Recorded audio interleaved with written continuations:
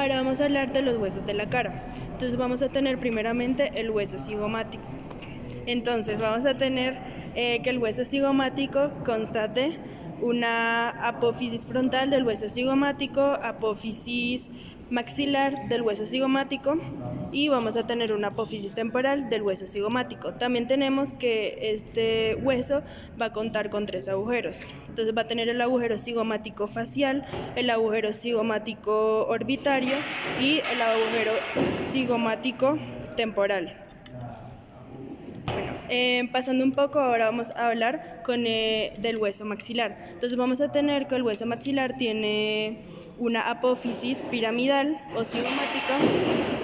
Vamos a tener una apófisis frontal o ascendente que se articula con el hueso frontal. Vamos a tener una cresta lacrimal anterior, un agujero infraorbitario por donde pasa la arteria y nervio infraorbitario, una fosa canina en donde se va a insertar el músculo canino o elevador del ángulo de la boca. También tenemos unos procesos alveolares, una espina nasal anterior, fosa piriforme o escotadura nasal anterior, unas fosas mirtiformes. También vamos a tener una eminencia canina. Y un poco más lateral vamos a encontrar la tuberosidad del maxilar y los forámenes alveolares posteriores. Bueno, en una vista más interna del hueso maxilar vamos a encontrar que este consta de un conducto incisivo por donde pasa el paquete nasopalatino, una apófisis palatina del hueso maxilar que ayuda a formar el paladar duro. Vamos a encontrar unas crestas turbinales, una inferior o cresta de la concha en donde se inserta el cornete inferior y una cresta turbinal superior o cresta etmoidal en donde se inserta el cornete medio.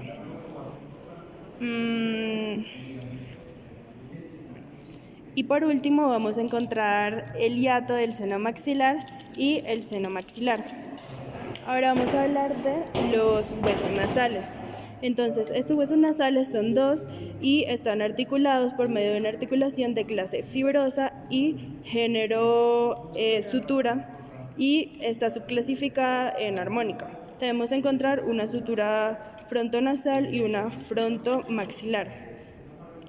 Por debajo de estos hay un surco en donde pasa el nervio nasolobar o nasal inferior. Ahora vamos a hablar del hueso maxilar inferior o la mandíbula, que es un hueso impar.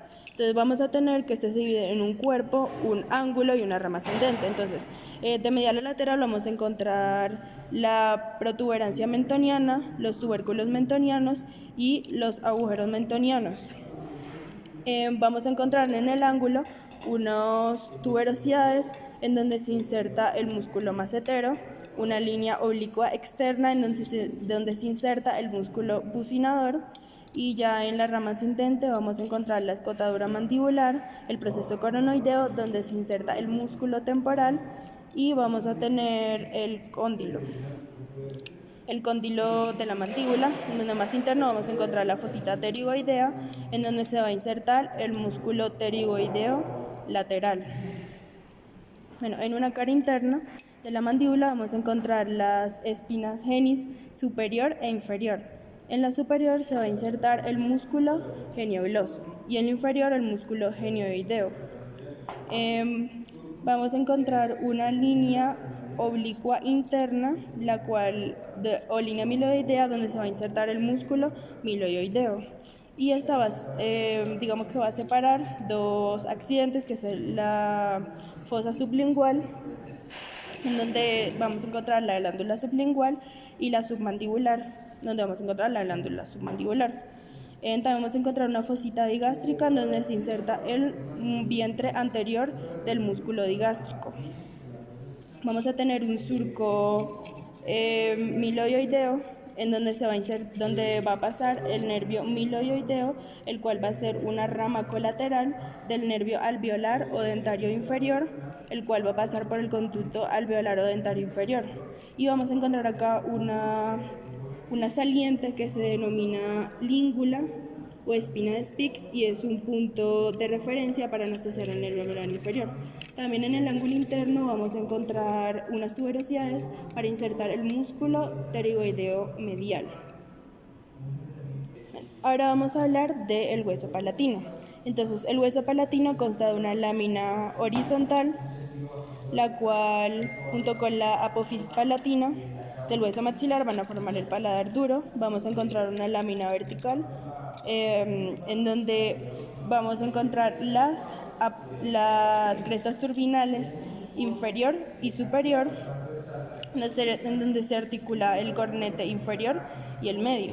También vamos a encontrar el agujero esfenopalatino, por donde pasa la arteria y nervio esfenopalatino, una apófisis orbitaria, una apófisis esfenoidal y una apófisis piramidal, en donde están los agujeros palatinos mayores y menores. Bueno, ahora vamos a hablar del vómer. Entonces acá está fracturado, entonces vamos a tener que el vómer tiene una porción anterior y una posterior. Acá se encuentran las alas del vómer y estas se van a articular con el hueso esfenoides y van a formar la articulación esfenovomeriana de la clase fibrosa y del género Scindylesis. Vamos a tener que el vómer, aunque no se ve, tiene un surco para la rama medial del nervio esfenopalatino.